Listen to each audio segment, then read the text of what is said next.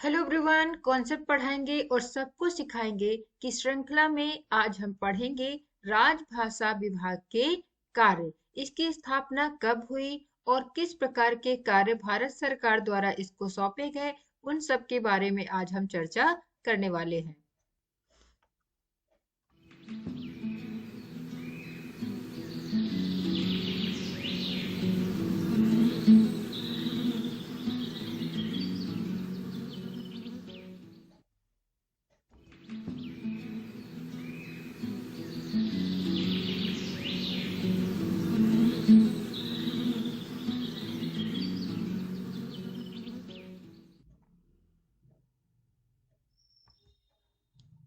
अगर अभी तक आपने आई एग्जाम बी के चैनल को सब्सक्राइब नहीं किया है तो इसको सब्सक्राइब करें और बेल आइकन भी दबाएं, जिससे आपको सही समय पर सही नोटिफिकेशन मिल सके।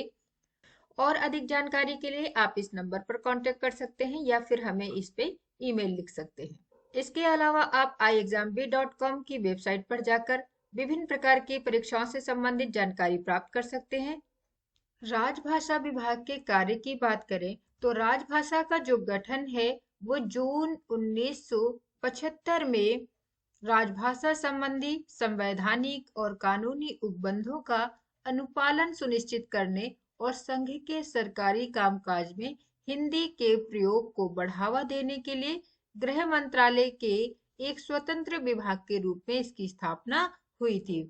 उसी समय से ये जो विभाग है, राजभाषा विभाग, संघ के सरकारी कामकाज या शासकीय कार्यों में हिंदी का प्रगामी प्रयोग बढ़ाने के लिए प्रयासरत है। और राजभाषा विभाग द्वारा विभिन्न प्रकार के कार्य किए जाते हैं, जो कि भारत सरकार के कार्य आवंटन नियम 1961 के अनुसार राजभाषा विभाग को कार्य सौंपे गए थे। ये जो कार्य हैं उसमें आपका कार्य है कि संविधान में राजभाषा से संबंधित जो उपबंध हैं तथा राजभाषा जो अधिनियम 1963 में बना था उसके उपबंधों का कार्यान्वयन करना राजभाषा की जिम्मेदारी है, लेकिन उन उपबंधों को छोड़कर जिनका कार्यान्वयन किसी अन्य विभाग को सौंपा गया है। अर्थात कुछ ऐसे उपबंध हो सकते हैं जो दूसरे विभाग को सौंपे गए हैं, दूसरे मंत्रालय को सौंपे गए हैं, तो उन मंत्रालयों या विभागों के कार्यों को छोड़कर राजभाषा से संबंधित जितने भी उपबंध हैं या राजभाषा नियम के जितने उपबंध हैं वो राजभाषा विभाग के द्वारा संपन्न या कार्यान्वयन उनका किया जाता है। इसी प्रकार से किसी राज्य के उच्च न्यायालय की कार्यवाही में अंग्रेजी भाषा से भिन्न किसी अन्य भाषा का सीमित प्रयोग प्राधिकृत करने, उसको अथोराइज्ड करने के लिए राष्ट्रपति का जो पूर्व अनुमोदन है वो राजभाषा विभाग द्वारा ही दिया जाता है। केंद्र सरकार के सभी कर्मचारियों के लिए जो विभिन्न प्रकार की शिक्षण योजनाएं चलती हैं, जैसे कि प्रबोध, प्रवीण, प्राक परीक्षाएं होती हैं, या विभिन्न प्रकार के जो पत्र पत्रिकाएं होती हैं, जैसे राजभाषा भारती हो गई, जो कि एक त्रैमासिक पत्रिका है, वो भी राजभाषा के द्वारा ही प्रकाशित की जाती है। और उससे संबंधित अन्य प्रकार के जो साहित्य है उनके प्रकाशन सहित संघ की जो राजभाषा के रूप में हिंदी के प्रगामी प्रयोग को बढ़ाने की जो जिम्मेदारी है या उससे संबंधित जो मामले हैं उसका उत्तरदायित्व जो है वो राजभाषा विभाग का होता है। इसके अलावा संघ की राजभाषा के रूप में हिंदी के प्रचार प्रसार के लिए उसके प्रगामी प्रयोग से संबंधित जितने भी मामले होते हैं वो सभी राजभाषा के हैं। और हिंदी के प्रगामी प्रयोग के लिए इससे संबंधित प्रशासनिक शब्दावली को तैयार करना है तो राजभाषा का कार्य होता है। पाठ्य विवरण तैयार करना, पाठ्य पुस्तकें तैयार करवानी या प्रशिक्षण पाठ्यक्रम का आयोजन करना, सभी कार्य राजभाषा विभाग के द्वारा किए जाते हैं।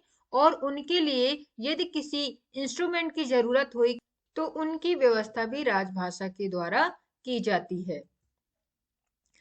केंद्रीय सचिवालय राजभाषा सेवा का गठन करने की जिम्मेदारी और इसके जो प्रबंधन का कार्य है वो भी राजभाषा के द्वारा किया जाता है। केंद्रीय हिंदी समिति से संबंधित जितने भी मामले हैं उनकी देखरेख भी राजभाषा के द्वारा की जाती है।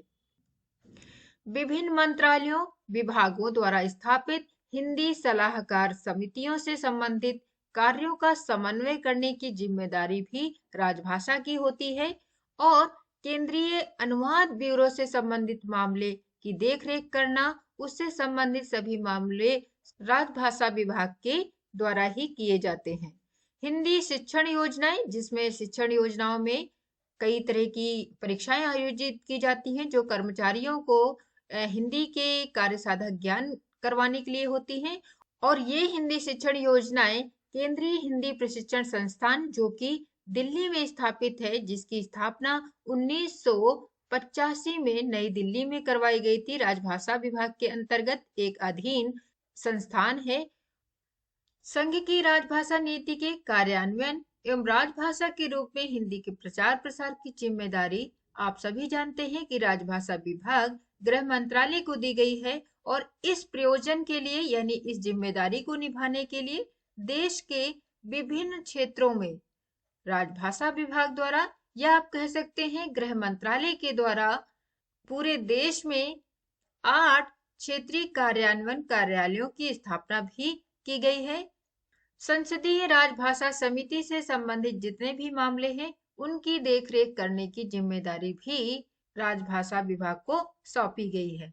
इस प्रकार से राजभाषा विभाग संघ के शासकीय प्रयोजनों में प्रयोग होने वाली भाषा हिंदी के प्रगामी प्रयोग के लिए, उसके प्रचार प्रसार के लिए विभिन्न प्रकार के कार्य करता है। राजभाषा विभाग के द्वारा इन आयोजनों को पूरा करने के लिए प्रत्येक वर्ष वार्षिक कार्यक्रम भी तैयार किया जाता है। राजभाषा के रूप में हिंदी के प्रचार प्रसार या इसकी पूरी जिम्मेदारी जो है, और इससे जुड़े हुए जितने भी मामले होंगे, या इसको आगे बढ़ाने के लिए जो विभिन्न प्रकार की शिक्षण योजनाएं चाहिए, या कोई प्रशिक्षण कार्यक्रम करवाना है, या फिर किसी उपस्कर यानी इंस्ट्रूमेंट की जरूरत होती है, वो सभी कार्य राजभाषा के द्वारा ही किए जाते हैं। कॉन्सेप्ट पढ़ाएंगे और सबको सिखाएंगे के अनुसार बहुत सारे टॉपिक हमारे द्वारा राजभाषा के संपन्न करवाए गए हैं। यदि आपने इस वीडियो से पहले आई हुई वीडियो को नहीं देखा है तो आप उनको देख लीजिए, जिससे आपके राजभाषा से संबंधित जो भी प्रकरण है, जो भी टॉपिक या विषय है, वो आसानी से आपको समझ में आ जाएंगे और उसके बारे में एक बेहतर समझ आपकी विकसित होगी, जो कि आपकी आने वाली परीक्षाओं में आपको सहायता प्रदान करेंगी। और इस प्रकार से आई एग्जाम भी 50% फास्टर आपको तैयारी करवाता है।